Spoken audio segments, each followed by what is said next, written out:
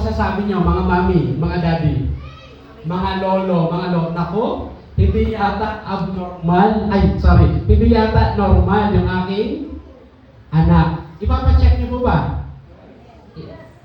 Ipapa-assess niyo po ba sa specialist? Yes, because that is not the normal development na i-expect mo sa isang bata na dapat normal lang siyang lalaki. Ngayon mga kapatid, sobrang obvious kung saan tayo pumunta. Lahat tayo, nung tinanggap natin si Jesus as our personal Savior, ang sabi ng Bible, lahat tayo na born again. Amen? Hindi born again kasi ngayon ang daming nag-aaway sa social media dahil kay Kuya Alvin. Kasi daw, yung kanyang extreme, masyado daw siyang legalistic sa kanyang asawa na si IC. May nakaka-relate sa akin. Nasusundan niyo yung trending sa social media. Yung mga fan ng sex bomb, dito pinalaki sa spaghetti pababa. Na ngayon, tumaas na. Alright. So, lahat tayo mga kapatid, nung tinanggap natin ang pananampalatayang ito, ang paliwanag sa atin ng Bible, tayo daw pinanganak muli. Tayo, lahat, ay napunta sa unang level. We call that baby Christian. Could it be possible na tayong mga baby Christian, ang normal dapat na mangyayari, magkakaroon tayo ng spiritual growth? Yes? Pero pwede ba na nung na-born again ka, after that amazing, wonderful experience, tumigil ka na lumago? Kaya ang ganda ng sub-theme noong ating pong subject na next step. Kapag nandun ka na sa comfort zone, mag-isip-isip ka na. Kasi baka may hindi na tamang nangyayari sa'yo. If you will notice, sa technology ngayon mga kapatid, nag-a-advance pa. Sino dito ang gumagamit ng AI? Ay mga lola, hindi namin alam yan. Ayaw namin yan. Anong AI? Batang kaya po kami. Nabalitaan nyo na magkakaroon daw ng maraming matatanggal sa trabaho kasi i-replace na daw ng AI, ng robots, yung mga trabaho na ginagawa ng tao. Ito lang linggong ito, kinakabahan ako kasi po, yung aming company, pinagagamit kami ng isang AI tool na hindi na kami masyado gagamit ng Photoshop, yung mga marunong mag-Photoshop. Kasi ang trabaho po ni Brother Joven sa e-commerce designing. Kami nagdi-design ng mga nagbibenta sa Amazon, may mga client kami.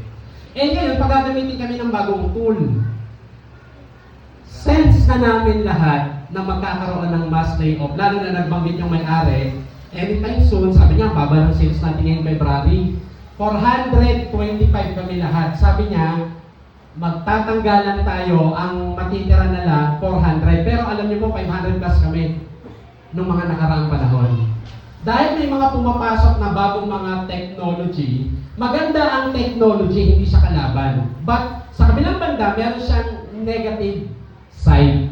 Kaya itong tool na bago na ginagamit namin, kukunti na lang yung mga graphic designer kasi nga, mas mapapabilis at mas mapapadali. So, ganun ang nangyayari sa technology ngayon. Now, in our spiritual life, ayaw yata kumanda. Ayan. Kung lalagyan natin ng level, mga kapatid, 1 to 10, 10 is the highest, 1 is the lowest, sa atin lang, with all honesty, wag yung sabihin, sa isip nyo lang, yung level ng growth nyo, ilan na? Lagyan nyo po ng grade yung ating pong personal connection sa ating Ama sa Langit. Kayo ba ay nasa kalagayan na natrap na? Hindi ka na nakaalis doon. Wala ka ng bagong discovery kay Jesus. Pag nagsabat ko ikaw yung boring na boring. Gusto mo nang umuwi. Yung mga kabataan ganyan eh. Hindi nag-i-enjoy, hindi nila kasalanan yon. Madalas kasalanan ng matatanda sa church. Kasi yung mismong mga matatanda, hindi na nagpatuloy sa spiritual growth. Kaya ano nangyari? Lahat ng mga ginagawa natin, ritual na lang, natrap tayo lahat, wala nang bago, paulit-ulit, magko-crusade tayo, may ilang sasama, yes? Magpapabaptize, after magpabaptize ng mga sumama, bumilang ka ng ilang buwan, wala na sila. Uulit tayo sa crusade. Paulit-ulit tayo ng mga approach, tapos lahat ng approach natin, nakikita natin, hindi na effective. Kaya ang nangyayari, kahit sa loob ng church, nagkakasawaan na. Nagiging formality na lang lahat. Hindi yung excited ka na, andito ako ngayong Sabat, bakit? On fire ako kay Jesus! Gigil na gigil ako kay Jesus! Ang totoo, lahat nga ng mga sermon, gusto na nating matapos agad, yes? Kasi nga, parang nawala na yung ating happy encounter sa Diyos nung una. At yung iba, na-stuck na. Yung iba, bumagsak pa, parang peso. Magkano ngayon ang peso natin? Tuwang-tuwa kami niyan kapag, bumabagsak yung peso. Siyempre, mas mataas yung dollar. Akala natin, yung conversion nun, nakinabangan, no. Pag bumabagsak yung peso, tumataas ang bilihin. So, hindi ka nagbe-benefit kung sumasweldo ka man na dollar ang kinikita mo. So, nagdi-negative. So, ganyan ang kalagayan natin sa ating spiritual life. Now, anong solution ang binigay ng Diyos? Pag-usapan po natin ito. Sabi ng Matthew 14:23 hanggang 24, datapwat ang daong ay nasa gitna na ng dagat na hinahampas ng mga alon sapagkat pasalungat sa hangin. Ito pong kalagayan na to, mga kapatid, ito ay familiar story sa atin, pero tignan natin sa bagong pagnanaw yung mga spiritual gems na nakapaloob sa story na ito. Sa tagpong ito na ang mga alagad naka-encounter ng bagyo sa dagat, hindi nila kasama si Jesus. May dalawa lang namang kwento sa gospel na ang mga alagad at si Jesus sumabak sa bagyo. Nung una, nung si Jesus natutulog doon sa bangka, tapos sinabi niya, peace, be still. Yung pangalawa, wala si Jesus, yung mga alagad lang. Alamin natin yung background story.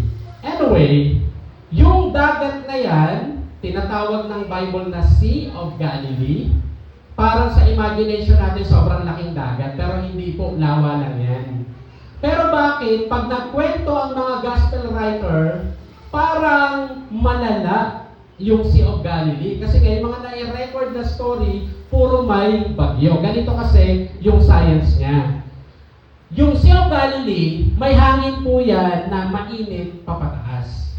At dahil po, yung paligid ng lawa or ng dagat ay puro mountain ranges, at may nanggagaling na hangin galing sa Mediterranean Sea. At dito po sa paligid ng mga bundok na maraming puno, malamig yung hangin. So yung mainit na hangin, tsaka yung malamig na hangin, doon sa kalagitnaan po ng dagat, magsasama sila.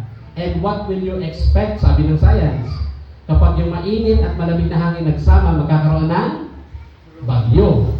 Magkakaroon ng malakas na typhoon. So yan yung naging kalagayan ng mga alagad. Ang tanong, bakit sila nasa bangka, nasa gitna ng dagat, at may malakas silang hinaharap na bagyo? Alam nyo, ang sarap mag-aral ng Bible. Kasi yung mga episodes ng Bible, kapag tayo po ay totoo sa atin pong palaging pag-discover kay Jesus, mas entertaining magkaroon ng personal Bible study kaysa sa Batang Quiapo. May nanonood pa ba rito kay Tanggol? Nung una, curious ako, pinapanood ko siya eh.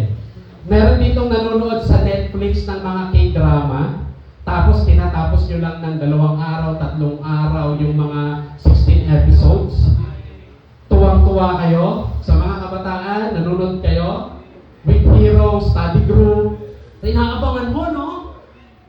Sa totoo lang, mas exciting mag-aral ng mga story sa Bible, especially mga event ng buhay ni Jesus. Alam niyo kung bakit? Wala siyang boring na senaryo. The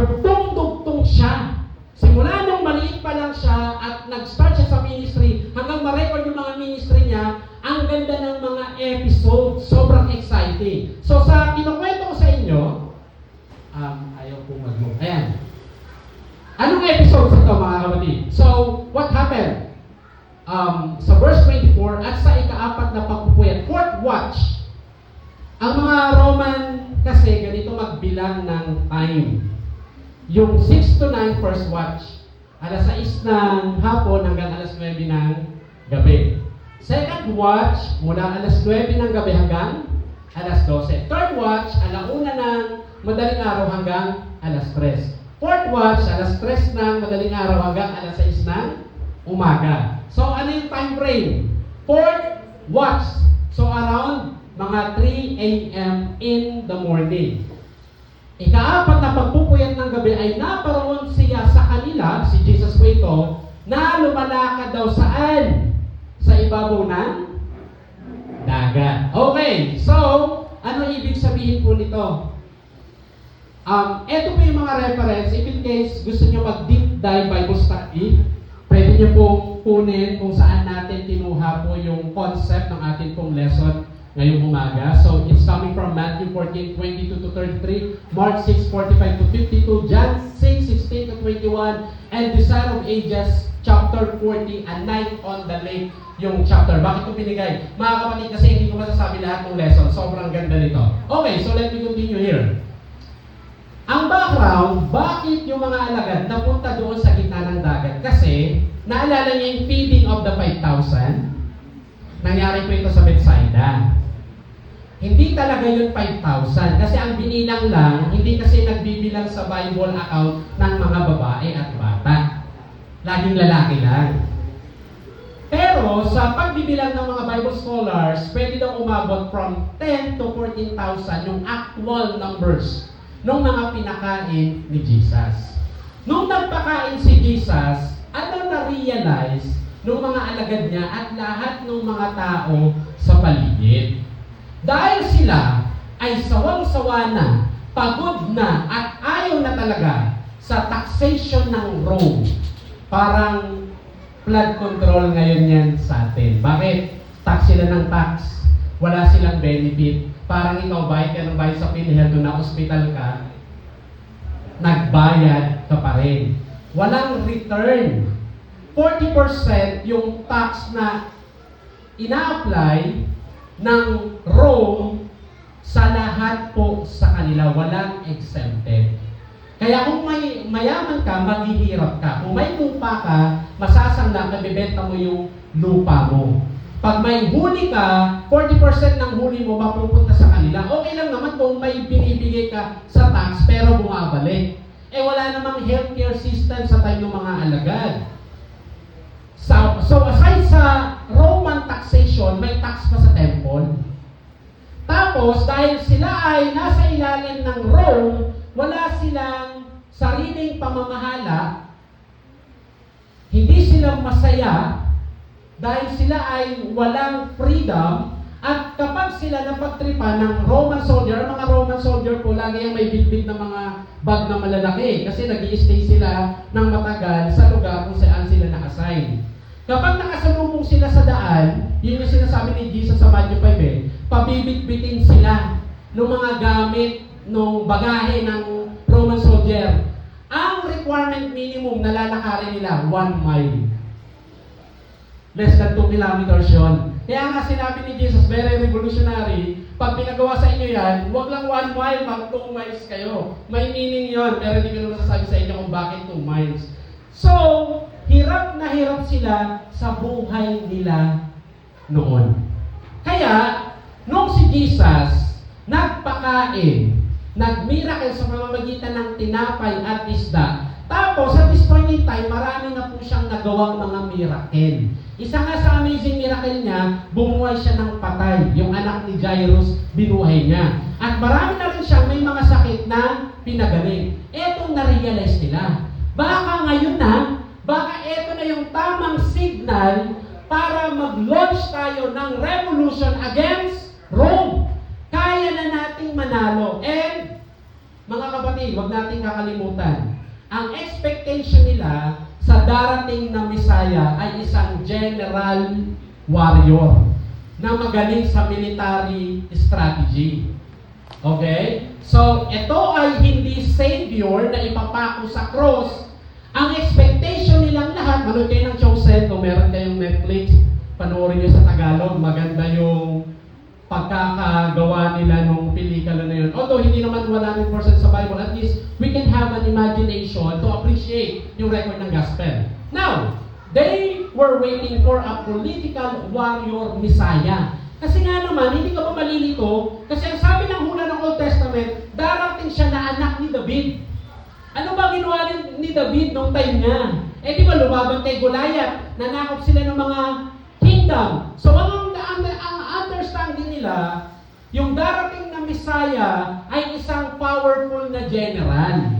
Kaya na-excite sila nung si Jesus nagpakain ng 5,000, naisip nila, pwede na tayo ngayon makipaggera sa Roma. Bakit? Kasi, tignan nyo, napaka-logical. Anong ginawa niya sa mga pagkain? Gano'n daw kadami yun? 5 tinapay, 2 isda. Anong ginawa ni Jesus? Nung hinawakan niya na pa-pray, pinagputol-putol niya, hindi nauubos.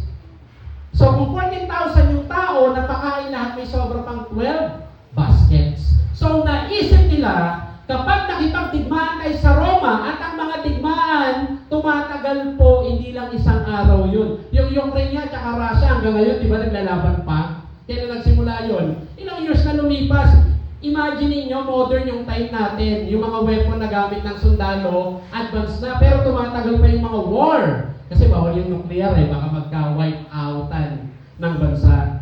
Pero matagal. Imagine niyo 2,000 years ago, mas matagal po yung gera. Ang naisip nila, dahil sa mga gera, dapat laging may supply ng pagkain.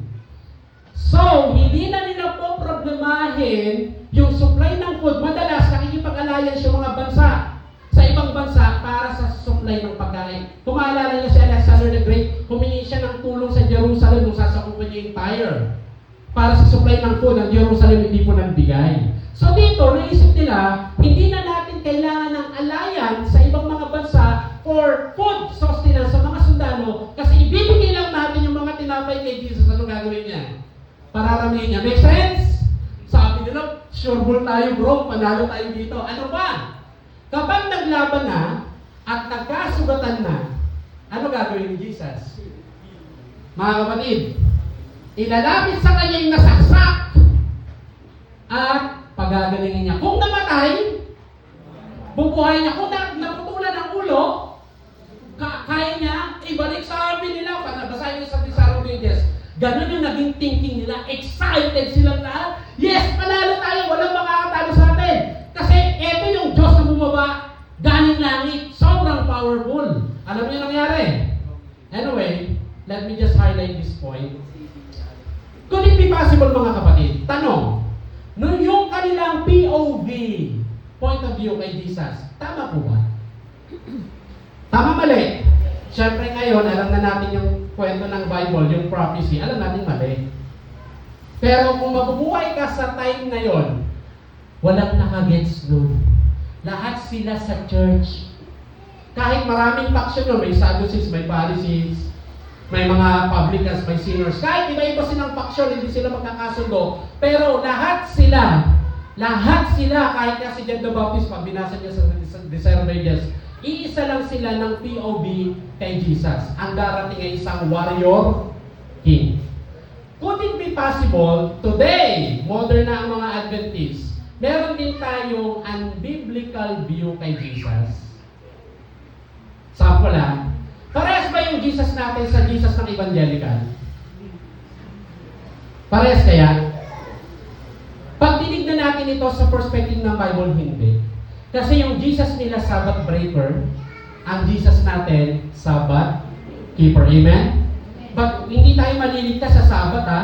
Hindi tayo maliligtas sa 10 Commandments. Kaya nga ang focus natin dito si Jesus. Pero mga kapatid, kung naging effective na mamali yung kanilang idea kay Jesus noon at naging effective yun, kaya siya pinako sa cross, sa tingin nyo, kung si Satanas nag-iisip at mas matalino siya sa atin, gagamitin niya rin yung same strategy na tayo mga Adventist sa Sadyambaka Church or yung Adventist worldwide, may iba na tayong preference kay Jesus.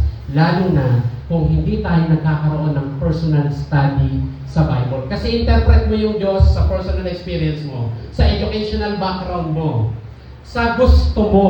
Parang yung mga alagad, meron silang sariling preference kay Jesus na iba sa actual Jesus na kasama nila. And yet, araw-araw nakikita nila yung ginagawang mga miracles. Now, moving forward. Sabi ng John 6:15, when Jesus therefore perceived that they would come and take him by force to make him a king, he departed again into a mountain himself alone. Nag-usap-usap sila. Gumawa na ngayon sila ng mga grupo-grupo, nag-organize yung mga alagad. Kasi akala nila, lalaban na sila sa gera. Eh, ang usap-usapan nila, medyo nahihiya lang yan kasi sobrang nga niyang unassuming, sobrang gentle, sobrang maamo. Siyempre, hindi siya mag-ayak, tara na guys! Sunod na tayo sa Malacanang, sunugin ang Malacanang. Hindi yung gagawin ni Jesus. Sasabi ng mga alagad, baka kailangan tayo yung mag-trigger sa kanya. Kaya ngayon, nag-organize na sila kasama pa nga dito yung mga Pharisees eh. Kasi gusto na nila makalaya sa Rome. Noong nakita ni Jesus na magsisimula na yung revolution, sabi niya sa mga alagad, lahat kayo sakay sa bangka. Alam niya, sabi ng Bible, and straightway Jesus constrained his disciples to get into a ship. Yung excitement nila, parang isang bata, pinangakuha ng nanay sasama sa field trip, tapos hindi nasama, anong gagawin mo? Magwawala ka ba? Naku, nung grade 1 ako, ganyan eh. Ngayon kasi hindi na exciting ang field trip. Mas exciting ang gadget ngayon eh. Pero tayo po ng mga 1980s, 1990s, excited tayo sa mga ganyang mga school activity. So yung salita constraint dito sa Greek anagkaso, it means to compel or to force urgently. First time ito ginawa ni Jesus, na inutusan niya with boldness yung mga alagad. Sabi niya sa mga alagad, lahat kayo sakay sa bangka. To the very time na iniisip nila magkakaroon na ng revolution at lalaban na sila sa battle, excited silang lahat. And ito po yung additional na description ng disobedience. Jesus now commands the multitude to disperse. Diba? 40,000. Sabi, lahat kayo umuwi na. And his mother is so decisive that they dare not disobey. Wala silang magawa. Lakas ng power ng word ni Jesus eh. Lahat sila, kahit ayaw nila, sunuran sila. The words of praise and exaltation die on their lips in the very act of advancing to seize him. Kasi kukunin na sana nila, ikakaroon na sana nilang king. Anong nangyari? Anyway, ano nga po yung subject matter natin? Next step. Sunod na hakbang. Tignan niyo hakbang ng mga alagad. Their steps are stayed. Natuloy, hindi. Nakahakbang o natigilan? Kung ikaw yun. Talaga? Maglulong na ako? Magkano na-approve? Nako, sister, 500K! Nag-i-imagine ko na papagawa kayong kusina, bibila ka ng mga bagong appliances, tapos nung araw na ibibigay niya yung loan mo, sabi, ay sorry, reject ka pala. Hindi qualified yung mga requirements mo, magwawala ka. Away, may nag-alok sa'yo? Ayun, pera-pera yan ha. Di ba maiinis tayo? Isipin nyo, yung mga alagad, gustong-gusto na nila mangyari ito. Tapos, nung mangyayari na, sabi ni Jesus, lahat kayo, magsitigil kayo, sakay sa bangka. So what happened? Mark 6:52, for they considered not the miracle of the loaves, for their heart was hardened. Nakalimutan nila, yung feeding of the 5,000, yung ginawang miracle ni Jesus, lahat sila na-disappoint silang lahat, tumigas daw yung kanilang mga puso. So, mga kapatid, unang lesson natin, ngayong umaga, walang masama sa sunod na hakbang. Next step, mag-level up, mag-improve. Pero ang tanong, mag-re-evaluate tayo, mag-assess tayo ng buhay natin. Gusto mo pala ng hakbang eh. Gusto mo pala lumago yung business mo eh. Gusto mo pala umoke yung career mo eh. Pupunta ka pala sa abroad eh. Ang tanong, yan ba ay your step or God's step? Kung hindi mapipigilan ng kaaway, mag-advance ka. Kasi the only constant thing in this world is what? Change. Kaya nga kanina pagbaba namin ng motor, tinitignan ako ng misis ko. Sabi niya, akala ko bapong-bapo siya sa akin. Alam niya naman siya, Buds, ang dami mo na palang uman. Na ganyan-ganyan mo ako, pero 15 years ago. So, habang kayo nakaupo, sa loob natin, yung mga DNA natin, nagkakaroon ng changes. Yung cells natin, yung skin natin, araw-araw nagpapalit, hindi natin mapipigilan. So, kung hindi mapipigilan, yung sunod na hakbang, ang gagawin ng kaaway, mamali ka ng hakbang. Kung pwede yung step mo, parang tama sa tingin mo, pero sarili mo lang pala yon. Ano ang next step na dapat i-bless yung hakbang na galing kanino po? Sa Diyos. Okay.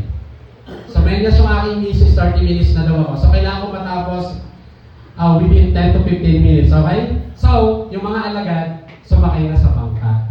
Bad trip silang lahat, mga kapatid. So, sometimes, separation is salvation. Hiniwala yung mga alagad sa karamihan kasi lalo silang may influence na gusto rin yung gusto nila. Kaya huwag tayo magtaka, bakit tayo mga Adventists in some way, meron tayong lifestyle, meron tayong practice na iba sa mundo.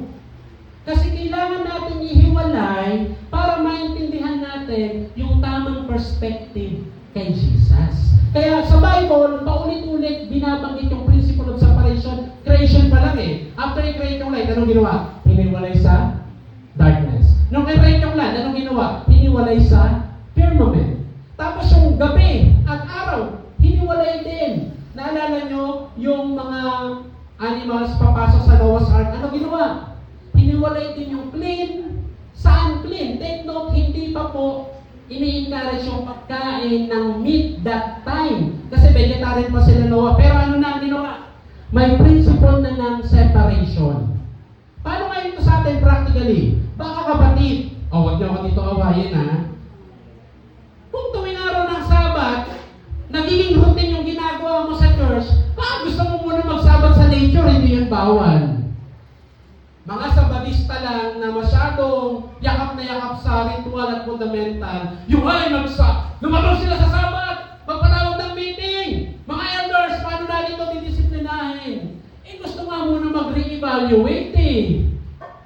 Kasi hindi na nga siya nabibless sa community ng believers. Kasi lahat patay lang sa inyo muna, Lord, gusto ko muna magbigay ng special time sa'yo.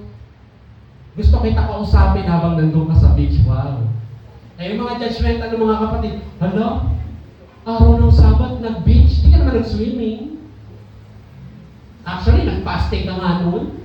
Yung iba, hala, ba't nakikita-kita sila, araw ng Sabat, dapat nasa church sila. Saan sa Bible na ang Sabbath keeping nasa loob ng church? Pag binasa yung Isaiah, ang Sabbath keeping nasa labas sila eh. Yun yung pinag-usapan namin kanina sa Sabbath school. Hindi ko naman sinasabi na wala nang pumunta sa church by next Saturday ha. Kanya-kanya na po kayo. Hindi yung point.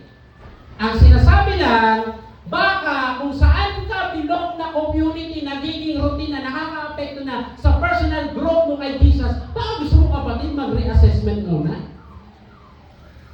Isip-isipin mo muna yung kalagayan mong personal. So what happened then? Yung mga alagad, nagduda sila kay Jesus in spite of the fact na ang dami na nilang nakitang miracle. Sabi nila dun sa bangka, habang nagsasagwan sila, guys, napudol tayo guys! Peke!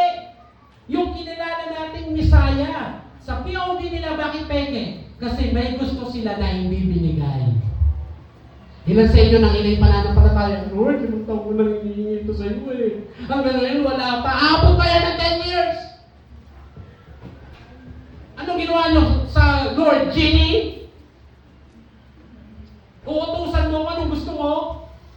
Lord, ginagawa mo naman lahat. Ang sipag-sipag ko naman mag-Bible study. Ba't di mo mabigay-bigay ito? Eh, kung hindi ibigay! Ayaw mo na? Kaya yung mga alagad, ang dilim-dilim ng isip nila, hindi pa bumabagyo sa labas, pero bumabagyo na sa loob. Basahin niyo sa Romedias, ang ganda eh. Sabi ngayon ng pagkakanarate ni Ellen White, dahil ang gulo-gulo na ng loob nila, binigay talaga yung bagyo. Kaya eto na, pagdating nila sa gitna, dumating na yung bagyo. Ang lakas na ng alon. Alam nyo ilang oras na sila? Alam nyo po, pag inaral nyo, mabilis lang sana sila makakarating. Pupunta sila Capernaum eh. Pinakamatagal na 2 hours. Diba, nagpakain, 4 to 6 ng hapon, nagpakain, feeding of the 5,000. Nung magagabi na, dahil hindi na tuloy ang gusto nila na magrevolusyon si Jesus, sumakay sila ng bangka, mga alas 7 o alas 8 ng gabi, naglalakbay na sila. Dapat, within 2 hours, pinakamatagal 2 oras, nandun na sila sa kabila. Kasi pag nilakad nila pwede man lakarin abot sila 3 to 4 hours. Alam niyo, inabot sila ng ilang oras. Pagdating doon sa gitna, sagwan sila ng sagwan, parang yung next step, forward sila ng forward. Hindi na sila maka-forward na, stuck sila sa gitna. Inabot na sila ng around 6 to 8 hours, nandun pa rin sila. Tapos sabi ng Bible, nasa si Jesus.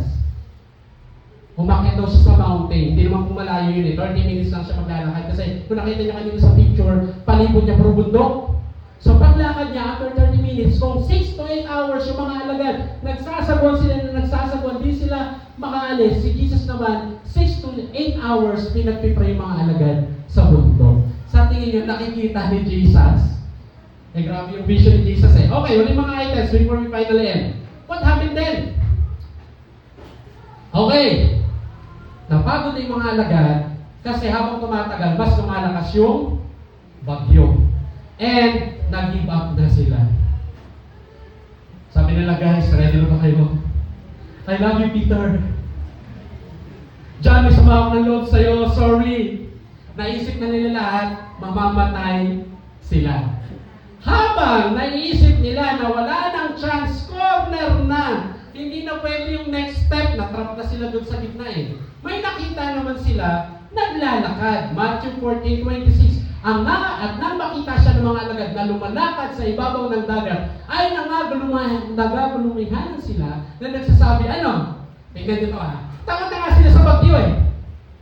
Tapos, ang akala nilang mamamatay na sila, may dumating pa ay naispetan ng liwanag ng kidlat, naglalakad, nagsigawan yung mga alagad. Doon sabi, may multo lang pala noong araw.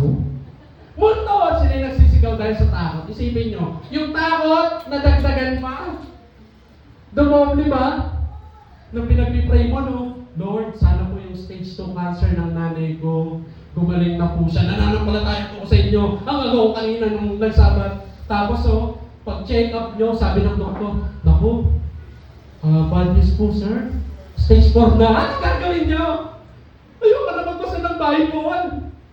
Kinokondisyon natin yung Diyos sa mga ginagawa natin. Akala natin mabibili natin yung pabor niya sa mga ginagawa natin. Yung mga alagad, pagod na. Sabi nila, aray ko, pakak. Tapos dumating si Jesus, ang tingin nila, anong POV nila? Ano ba dumating? Kalaban ka kampe. Di ba yung dumating ka kampe, pero anong tingin nila? Kalaban, mali talaga yung point of view nila kay Jesus, mali yung POV. So, anong sumunod na nangyari? Malapit na po tayo matapos. Ayaw umandar kasi. So, ngayon, mga kapatid, gaano ka ka-desperado today? Alam niyo ba, nabalita na nung nakaraan, meron na namang isang kabataan nag-suicide. Tapos, binapalita talaga siya lagi ng media. Sabi nga ng isang vlogger sa TikTok dapat nga daw, hindi na binabalita ng media kasi parang nakakapag-encourage pa sa ibang batang desperado na mag-suicide. Kaya anong sabi ni Robin, nag-trending, lahat ng mga kabataan ngayon, weak. Totoo ba? Yes and no. Weak sila in a sense, paano? Wala silang activity kagaya natin nung araw. Nakakapagpapintero tayo. Pag binugbog ka sa bahay hindi ka nagugas ng plato, napalo ka ng hanger o kaya ng walis tambo, nag-iiyak ka nun, di ba? Lumabas ka lang nagtumbang preso ka, nagtago-taguan ka, happy ka na. Walang ganong available na mga laro sa mga bata ngayon. Hindi nila kasalanan yun. Bakit? Sinet up ni Satanas siya na mag-improve ang technology. Lahat ng mga bata after pandemic, napansin nyo? After pandemic, wala nang bata ang lumalabas. Swerte na sa mga bahay-bahay, sa mga gilid-gilid kung may mga bata pang nagtatakbuhan. Nasaan lahat ng mga bata? Natural, madidepress talaga yan. Kaya pag inugaya ng konting stress ng buhay, marami sa kanila mag-suicide. At ang mga nag-contribute, yung mga nanay at tatay na tamad. Nagiyak yung bata, ano gagawin? Anak, tumigil ka! Binigay yung tablet. Binigay yung iPad. Eh, di tumigil umiyak. O, tuloy ngayon siya sa ginagawa niya. Nood na naman siya ng Batang Quiapo. O, ganun yung cycle. Kaya, ang daming mga bata ngayon, desperado, nawawalan ng pag-asa. Sino dapat pinapakilala natin? Di ba dapat yung ating Panginoong Jesus? So, mga kapatid, shortcut ko na to. Okay, punta tayo dito. Alam niyo ba, may prophecy sa Misaya na ang Diyos, pag bumaba siya, lalakad siya sa ibabaw ng alon. Natupad yun sa kanya. Tutungkong sa mga alon ng dagat. Yung Misaya. Eh, di ba pinagdududahan siya ng mga alagad? Nagpakita na naman ng another evidence si Jesus na siya na talaga yung Misaya na darating. So, punta tayo dito sa part na ito. May marami na akong lalagpasan. Ay, namatay. Ay, talagang namatay. Okay. Okay. So, mabalik natin. Ayan. Alam natin yung story. Sino sa mga alagad na nakalakad sa tubig? Peter. Si Peter. Bakit siya? So, imagine natin, nandun tayo mga kapatid. Nung nakita nila si Jesus naglalakad, tapos na-realize nila na hindi pala multo yung papalapit sa kanila. Si Jesus pala yun. Tuwang-tuwa sila. Si Peter, gusto niya makasigurado. Kaya nung sabi niya, Lord, kung ikaw talaga yan, pwede po ba lumakad ako papunta sa'yo? Si Jesus ba pumayag? Pumayag po ba siya? Ano sabi niya kay Peter? Sige, lapit ka. Ngayon, etong tanong. Gusto natin mag-next step sa pananampalataya natin. Anong mahirap? Maglakad sa tubig, bumaba sa bangka. Ano mahirap? Ulitin ko lumakad sa tubig, bumaba sa bangka. Isipin nyo, kung bababa si Peter, ilang hakbang kaya yung dalawang hakbang? Pero kung nandun na siya sa edge ng bangka, isa lang yan, di ba? Bababa lang siya ng ganyan. Kung kayo yung alagad na Jawari Max, bababa si Peter, ano kaya sasabihin nyo? Wag Peter! Lulubog! Lulubog! Lulubog! Sasabihin nyo ba, wag! Malulubog ka! Wag! Lulubog ka sa tubig! Tignan nyo walang ibang alagad na nag-attempt maglakad sa tubig. Sino lang? Si Peter lang. So sabi niya, lalakad ako sa tubig. Pero para makalakad siya, anong kailangan niyang gawin? Tumitig siya kay Jesus at bumaba siya sa bangka. Pag di ka bumaba dyan, kapatid, makakalakad ka ba sa tubig? So anong mahirap? Maglakad sa tubig, bumaba sa bangka. Mahirap bumaba sa bangka. Lalo na kung komportable ka. Sample bakit TikTok ka ng TikTok? Tapos nag-TikTok ka na rin, nung una na-entertain ka lang, hindi ko na yung gumagano sa TikTok Ang dami mo nang posting sa TikTok ng sayaw Wala ka man lang na-share ng Bible mo Ano ba yan? Haba-haba ng sermon. Pag sanay ka sa convenience, ayaw mo nang ma-challenge sa pananampalataya. Ano, magbibigay tayo ng drugs? Init-init? Ano, lalabas tayo? Masama na mabas mag-aral ng Sabat na pati. Malalawag natin ang araw ng Sabat. Ginamitan ka pa ng mga ganyang style. Tinatamad lang naman siya magdalaw-dalaw. Nadamay ka pa. Ikaw naman naniwala din bakit convenient Ano mas masarap gawin? Mag-browse sa Facebook? Magka-browse ka? Teka, ano na bang inaaral mo ngayon? Nasa Peter na ako May ganun ba? Wala kang nagbabasa ng Bible, yes? Yung mga spiritual na mga post nga, yung mga video sa Facebook, nilalagpasan natin Pero pag may balita pang showbiz, ay sino nga ba yun? Yung asawa ni Nisi? Nakakainis yung lalaki na yun. Mari, alam mo na ba? So mga kapatid, marami pa sana gusto kong sabihin kaya lang kulang ang time. What happened? Nakalakad ba si Peter? Yes, bakit? Bumaba siya sa bangka. Anong comfort zone mo ngayon, kapatid? Naalala niyo yung woman of the well? Yung kumuha ng banga? Nakilala si Jesus?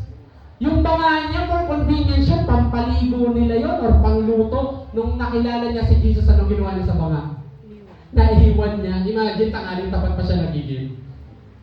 Kaya na na-encounter niya si Jesus, iniwan niya yung convenience, iniwan niya yung banga. So what happened? Nakalakad si Peter. Pero, napatingin siya sa alon at hangin. Ano nangyari? Lumubog ang Peter. Nung lumubog si Peter, shortest prayer sa Bible, Lord, save me. Anong ginawa ni Jesus? Inunat niya yung kanyang kamay. Sinave si Peter. Mga kapatid, gusto niyo na lumakad sa tubig?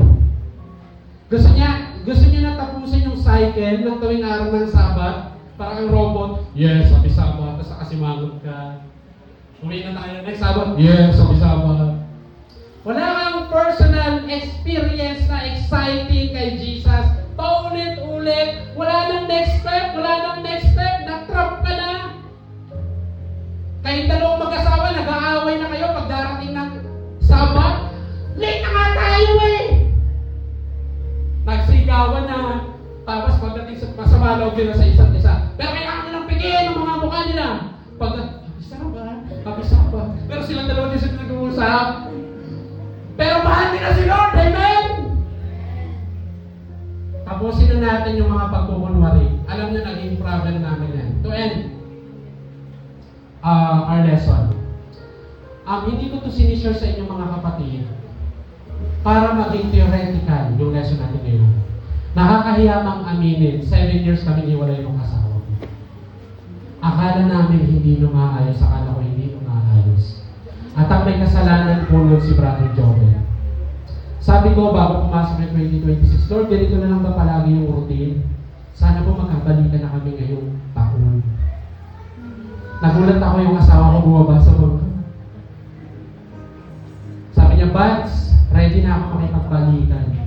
Iyak ako ng iyak. Noong January.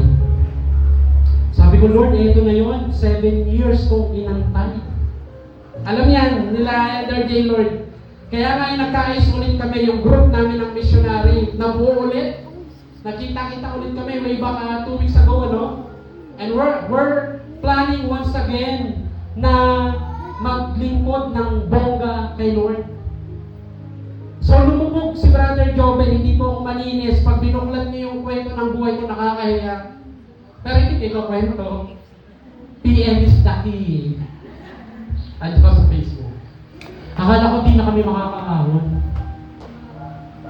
So, yung kinukwento kong personal encounter mga kapatid, kasi yun yung naranasan na yung mag-asawa. And alam nyo, everyday na magkasama kami ngayon, para kaming bagong magjuwa.